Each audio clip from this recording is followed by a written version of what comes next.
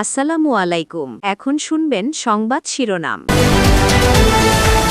দেশে বিদেশে ক্রীড়া ক্ষেত্রে স্বর্ণজয়ীদের হাতে ক্রীড়া কার্ড ও সম্মাননা তুলে দিলেন প্রধানমন্ত্রী। বললেন, ক্রীড়া এখন আর শখ বা বিনোদন নয়, পেশা হয়ে দাঁড়াচ্ছে। 30 এপ্রিল সিলেট থেকে আমরা শুরু করতে যাচ্ছি নতুন করে স্পোর্টস, এবং একই সাথে ইনশাআল্লাহ এটা সারা দেশে শুরু হবে।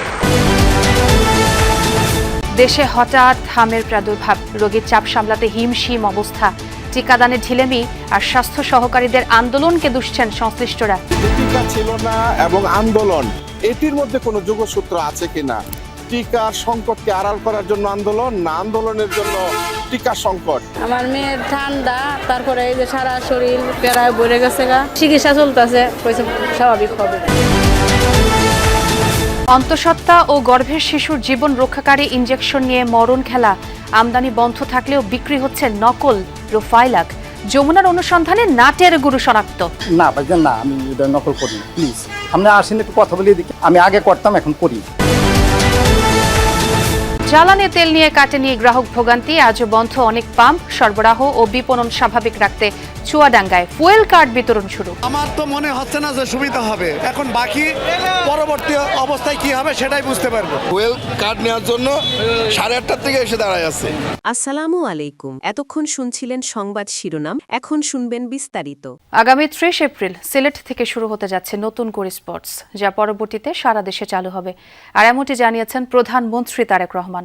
সকালে তেজগাঁওয়ের নিজ কার্যালয়ে ক্রীড়া ভাতা ও ক্রীড়া কার্ড প্রদানের উদ্বোধনী অনুষ্ঠানে এই কথা জানান তিনি। পেশাদারিত্ব বজায় রেখে কোনো রাজনৈতিক দল বা গোষ্ঠীর জন্য কাজ না করার আহ্বান জানান ক্রীড়াবিদদের। প্রধানমন্ত্রীর কার্যালয়ের শাপলা হলে সকালে ছিল জাতীয় ক্রীড়াবিদদের ক্রীড়া ভাতা, ক্রীড়া কার্ড প্রদান এবং সম্মাননা প্রদান অনুষ্ঠান, যা উদ্বোধন করেন প্রধানমন্ত্রী তারেক রহমান। অনুষ্ঠানে দেশে বিদেশে বিভিন্ন ক্রীড়ায় সাফল্য অর্জনকারী ক্রীড়াবিদ ও স্বর্ণপদক জয়ীদের হাতে সম্মাননা তুলে দেন সরকার প্রধান। পরে সম্মাননাপ্রাপ্তরা নিজেদের অনুভূতি ব্যক্ত করেন।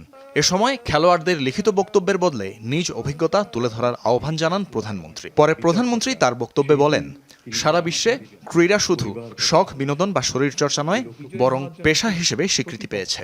বাংলাদেশও সেক্ষেত্রে পিছিয়ে থাকবে না। জানান, ক্রীড়াকে পেশা হিসেবে প্রতিষ্ঠিত করা সরকারের নির্বাচনী প্রতিশ্রুতির অংশ। 30 এপ্রিল সিলেট থেকে আমরা শুরু করতে যাচ্ছি নতুন করে স্পোর্টস, এবং একই সাথে ইনশাআল্লাহ এটা সারা দেশে শুরু হবে।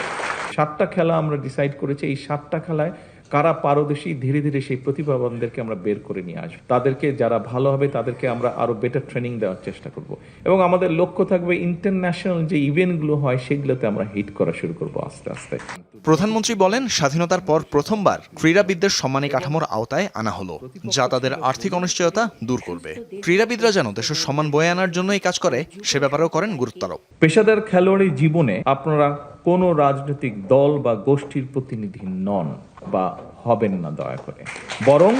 বরং ক্রীড়া নৈপুণ্য দিয়ে দেশের প্রতিনিধি হয়ে উঠবে না, দেশের জন্য সম্মান বয়ে নিয়ে আসবেন, গৌরব বয়ে নিয়ে আসবেন আপনারা। প্যারা অলিম্পিকে অংশগ্রহণকারী খেলোয়াড়রাও ক্রীড়া কার্ড পাবেন নিশ্চিত করেন প্রধানমন্ত্রী। একই সাথে বলেন, তালিকাভুক্ত ক্রীড়াবিদদের পারফরম্যান্স 4 মাস পর পর পুনর্মূল্যায়ন করা হবে। দেশে হঠাৎ করেই বাড়ছে হাম আক্রান্ত রোগীর সংখ্যা, যাদের প্রায় সবাই শিশু। এখন পর্যন্ত ময়মনসিংহ ও রাজশাহী বিভাগে 8 শিশু মৃত্যুর খবর মিলেছে। পরিস্থিতি সামাল দিতে মেডিকেল টিম গঠন করা হয়েছে, প্রস্তুতি চলছে আইসোলেশন ওয়ার্ড চালুরও। দেখা দিয়েছে দেশব্যাপী সংক্রমণ বৃদ্ধির আশঙ্কা। প্রশ্ন উঠেছে, হঠাৎ কেন বাড়ছে হামের প্রকোপ? এর উত্তর খোঁজার চেষ্টা করেছেন সহকর্মী। বিস্তারিত তারই প্রতিবেদনে। কোনো শরণার্থী শিবির নয়, এটি ময়মনসিংহ মেডিকেল কলেজ হাসপাতালের শিশু ওয়ার্ড। এখানেই চিকিৎসা নিচ্ছে হামে আক্রান্ত শিশুরা। আমি কিশোরগঞ্জ কোটিয়া দিক থেকে আসছি। আমার মেয়ের ঠান্ডা, তারপরে এই যে সারা শরীর পেড়ায় ভরে গেছে গা, চিকিৎসা চলতেছে, স্বাভাবিক হবে। পুরো থাকার পরে ছুটিতে দিচ্ছিল, তো বাড়িতে গেছি, বাড়িতে 1 সপ্তাহ পরে আবার আসছি। ডাক্তার বলছে হন মানে ফুসফুসের ইনফেকশন হয়েছে। গত 12 দিনে হাসপাতালটিতে 108 জন হাম আক্রান্ত রোগী ভর্তি হয়েছে। মৃত্যু হয়েছে 5 জনের। পরিস্থিতি সামাল দিতে হিমশিম খাচ্ছেন নার্স ও চিকিৎসকরা। রোগীর তুলনায় স্টাফ আমাদের খুবই কম, আমাদের খুবই কষ্ট হচ্ছে। আজকে আমরা ডিউটিতে মাত্র 6 জন সিনিয়র স্টাফ নার্স আছি। তো এতজন পেশেন্টের সেবা দিতে যায়, মানে এখন পর্যন্ত আমি এক সিপিতে পানি খাবো সেটাও খাইতে পারি নাই। নতুন বিল্ডিংয়ের 8 তলায় সেটা আমরা আইসোলেশন করে দেবো। আমরা আজকে আশা করতেছি যে ডাক্তার এবং নার্স এবং অন্যান্য স্টাফদের রোস্টার পেয়ে গেলে হয়তো বা আগামীকালকে কিংবা পরশু আমরা এই 8 তলায় সেটা আমরা কার্যক্রম শুরু করে দেব। রাজশাহীতেও মৃত্যু হয়েছে 3 জনের। ময়মনসিংহ ও রাজশাহীতে হাসপাতালে চিকিৎসা নিতে ভিড় করছে আশপাশের বিভিন্ন জেলার মানুষ। দেখা দিয়েছে দেশব্যাপী ছড়িয়ে পড়ার আশঙ্কা। যে কোনো কারণেই হোক টিকাদান কর্মসূচিতে বিঘ্ন ঘটেছে অনেকটা। হতে পারে যে সেই টিকাদান কর্মসূচিতে বিঘ্ন ঘটার কারণেই এখন এই আউটব্রেকটা শুরু হয়েছে। চিকিৎসা না নেওয়ার কারণে, এমনকি চিকিৎসা বন্ধ করে দেওয়ার কারণে ক্ষেত্র বিশেষে হামের রোগীগুলা মারাত্মক রকমের কমপ্লিকেশনস নিয়ে আমাদের এখানে হাজির হচ্ছে। অনুসন্ধানে সামনে আসে ময়মনসিংহ বিভাগের হামের টিকাদানের চিত্র। দেখা যায় গত ডিসেম্বর মাসে 4 জেলায় মাত্র 7 থেকে সর্বোচ্চ 17% শিশু হামের টিকা পেয়েছিল। এবার দেখা যাক অন্যান্য জেলার অবস্থা। স্বাস্থ্য বিভাগের ওয়েবসাইটের তথ্য বলছে, সিটি কর্পোরেশনের বাইরে 2025 সালের ডিসেম্বর মাসে সারা দেশেই হামের টিকাদানের চিত্র খুবই দুর্বল। প্রশ্ন, কেন টিকাদানে এই বিপর্যয়? গত ডিসেম্বরে আমাদের একটু হামের টিকার ঘাটতি ছিল, এখন তো সেটা নেই। হ্যাঁ, আর 1 মাসের ঘাটতি থাকার জন্য হামের প্রাদুর্ভাব হতে পারে না। 1 মাসের টিকা যদি না দেওয়া হয় সেটা তো 15 মাসে দিতে হবে না, 16 মাসও দিতে পারবে। হ্যাঁ, সেটা তো কাভার হয়ে গেছে। আমরা ক্যাম্পেইনের টিকাদানকে সফল করে ফেলবো, দেখবেন যে হামের প্রাদুর্ভাব কমে আসবে। গত ডিসেম্বরে স্বাস্থ্য সহকারীরা 6 দফা দাবিতে স্বাস্থ্য অধিদপ্তরের সামনে টানা অবস্থান কর্মসূচি ও কর্মবিরতি পালন করেন। এই আন্দোলনের ফলে সারা দেশে মাঠ পর্যায়ে টিকাদান কার্যক্রম ব্যাপকভাবে ব্যাহত হয়। পাশাপাশি একই সময়ে টিকার সংকটের বিষয়টিও সামনে আসে। আমদানি বন্ধ, তারপরও বিক্রি হচ্ছে ফার্মেসিতে। আদতে আসল নামে সয়লাব, নকল ইনজেকশন। আরও ভয়াবহ যেই তথ্য, হিউম্যান অ্যান্টিডি ইমিউনোগ্লোবুলিন ইনজেকশনটি ব্যবহৃত হয় অন্তঃসত্ত্বা নারী ও গর্ভের শিশুর জন্য। মানুষের প্রাণ নিয়ে ভয়ঙ্কর এই খেলায় মেতেছেন আমদানিকারক প্রতিষ্ঠানেরই এক কর্মকর্তা। নকল ইনজেকশন বিভিন্ন হাসপাতালে সরবরাহ করা হলেও মাথা ব্যথা নেই কারো। রাজধানীর শাহবাগের মেডিকোস ফার্মেসি ক্রেতা সেজে দেখা যাক হিউম্যান অ্যান্টিডি ইনজেকশন কেনা যায় কিনা। এবার যমুনার ক্যামেরা দেখে অপ্রস্তুত হয়ে গেলেন দোকানি।